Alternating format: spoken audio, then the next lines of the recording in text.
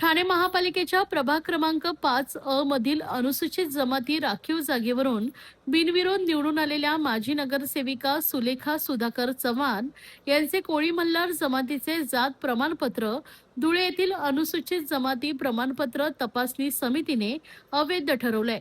समितीने प्रमाणपत्र जप्त करण्याचे आदेश देत त्यांच्या अपात्रतेबाबत निर्णय घेण्याचे निर्देश जिल्हाधिकाऱ्यांना दिलेत।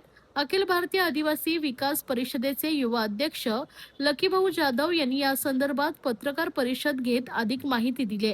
चौकशीत सादर केलेले काही पुरावे बनावट व पुनर्लेखित असल्याचं निष्पन्न झाल्याचा दावा करण्यात आलाय। या प्रकरणी संबंधितांवर फौजदारी कारवाईची मागणी करण्यात यावी अशी ही मागणी करण्यात आली आहे। सार्वत्रिक महानगरपालिका निवडणुकीमध्ये शिवसेना शिंदे गटाकडून खरे आदिवासीच्या पाठीत खंजर खुपसून बोगस आदिवासी असलेली सुलेखा चव्हाण सूर्यवंशी यांना तिथं जाणून बुजून तिकीट देण्यात आलं।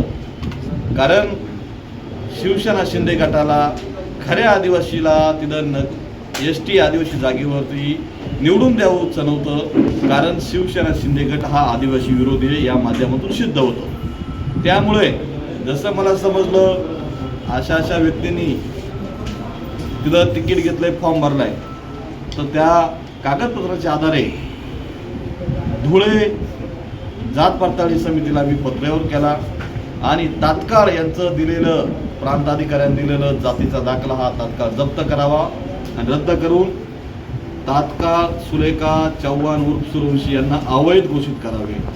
तर मी खरंच जात वैधता आदिवासी जात वैधता प्रमाणपत्र समितीचे आभार मानतो की त्यांनी खऱ्या आदिवासीला न्याय देऊन बोगसांना धडा शिकवला आणि ज्यांना आदिवासीचं सर्टिफिकेट पाहिजे, ज्यांना आदिवासींचं आरक्षण पाहिजे, त्यांनी हे स्वप्न कधी पाहू नये। समाजाच्या राष्ट्रीय युवा अध्यक्ष श्री लकीभाऊ जाधव यांनी पाठपुरावा करून आणि प्रशासनाने शहानिशा करून वेळेवरनं ज्या प्रमाणपत्र निघतात तिथलं त्यांनी सांगितलेलं आहे की हे अवैध आहे।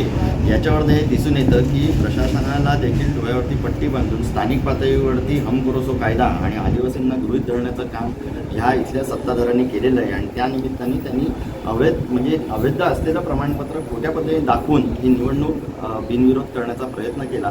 6 महिने जरी उलटले असले तरी कुठेतरी आपण म्हणतो तसं की सत्य हे परेशान हो सकतं आहे, पराजित नाही। आणि त्याचाच एक चांगला अनुभव आपल्याला आत्ता आलेला आहे की या गव्हर्नमेंट इन्स्टिट्यूशन्समधनं ह्या इथल्या आयुक्तांना आणि निवडणूक अधिकाऱ्यांना असं पत्र देण्यात आलेलं आहे आणि त्याचबरोबर आमच्या शिवसेना उद्धव बाळासाहेब ठाकरे या पक्षाकडनं देखील त्यांना विनंती करण्यात आलेली आहे की ज्या पद्धतीचं अवैध ठरवलेलं हे प्रमाणपत्र आहे त्याची कारवाई पूर्ण करावी आणि या चव्हाण मॅडमना ताबडतोब त्यांच्या त्या पदावरनं मोकळं करावं। त्यांनी चुकीच्या पद्धतीने 6 महिने जी ही सत्ता उपभोगलेली आहे त्यांच्याकडनं ते अधिकार काढून घ्यावे आणि खऱ्या अर्थाने इकडे एका आदिवासीच्या न्याय हक्कावरती जो काही पाय आणण्याचं काम ज्या सत्तेधाऱ्यांनी केलेलं आहे तिकडे कुठेतरी ह्या खऱ्या आदिवासीला न्याय देण्याचं काम करावं। त्याच्यामधनं हेतू समजून येतो कारण की 31 डिसेंबर 2025ला दिनेश जाबर जे त्यांचे ज्या पत्नी ज्या अधिकृत उमेदवार होत्या त्यांचा फॉर्म बाद करण्यात आला हे सांगून की त्यांच्याकडनं एक ॲफिडेव्हिट वेळेत आलं नाही। आम्ही उभ्या रात्र म्हणजे 31 डिसेंबर रात्री 10 वाजल्यापासून घेऊन पहाटे 5 वाजेपर्यंत आम्ही त्यांच्यावर हीच लढत देत होतो आणि त्याच्यावरती संघर्ष करत होतो की ते वेळेत आलेलं आहे। आणि ही सगळी चर्चा होत असताना 3-3:30च्या दरम्यान पहाटे त्यांचाच एक क्लर्क लपत ते ॲफिडेव्हिट आतमध्ये घेऊन येतो आणि त्यावेळेला जे आत्ता ज्या चव्हाण ज्या बिनविरोध जिंकून आलं जे दाखवलं गेलं त्यांचेच कार्यकर्ते तिकडे गोंधळ घालतात, आम्हाला सगळ्यांना बाहेर काढलं जातं आणि मग डिक्लेअर केलं जातं की जाबर यांचा फॉर्म हा बाद केला गेलेला आहे।